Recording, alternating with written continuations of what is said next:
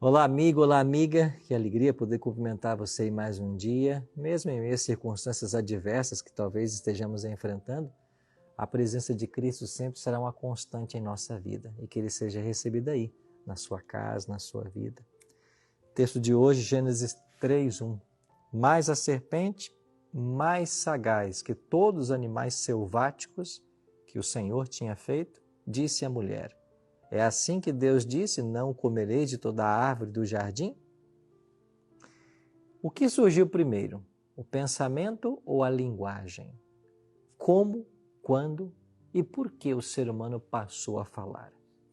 Essas são questões que realmente intrigam os antropólogos, especialmente os que buscam uma compreensão das origens da humanidade, abstendo-se de qualquer participação divina no processo. Segundo especialistas, toda criança nasce com um órgão biológico no qual estão inseridos dados de previsões daquilo que é comum a todas as línguas e das variações que poderão ser encontradas. Isso é o que se chama de gramática universal, sendo que ela só é desenvolvida se houver a exposição, isto é, se a criança for exposta a uma determinada língua nos 6 primeiros anos da sua vida. No texto de hoje, nós temos uma situação no mínimo curiosa. Teria a mulher desenvolvido a capacidade de se comunicar ou a capacidade da fala com a serpente? Teriam os animais a capacidade de falar? Teria a serpente desenvolvido com a mulher essa capacidade? Bom, uma coisa é fato. Nós temos aqui o relato da entrada do pecado no mundo. E tudo começou com essa serpente falante. Seria aquela a única serpente que havia naquele lugar? Não. Contudo, aquela era diferente das demais. E a diferença era justamente na capacidade de falar. Será que a diferença dela residia no fato dela ser chamada sagaz? Também não. Porque ao longo da narrativa bíblica, nós vemos que esse atributo vai ser dado em outros momentos às serpentes. A sua diferença estava justamente em sua habilidade de falar.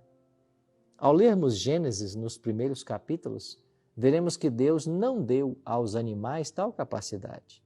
E foi nesse ingênuo diálogo com a serpente esperta que Eva foi levada a desconfiar de Deus e a se rebelar contra ele, a ponto de querer assumir o lugar dele em sua existência. Sabe, querido amigo, querida amiga, uma das coisas que mais me chama a atenção nessa história é que a mulher, ela tinha acesso direto a Deus. Ela podia dialogar face a face com Deus. Aliás, foi com ele que ela desenvolveu a capacidade de se comunicar. Todavia, ela passou a dar ouvidos a outra voz que não era assim tão familiar. Qual voz tem sido mais familiar para você? A voz de Deus ou a voz da serpente?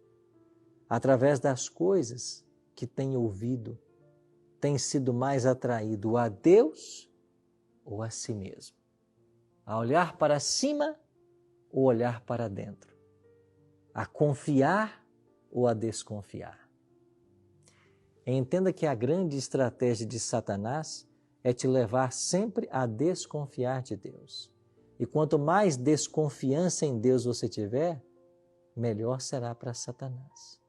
Então eu e você hoje somos tentados como Eva foi. Nesse dia, quem você vai ouvir?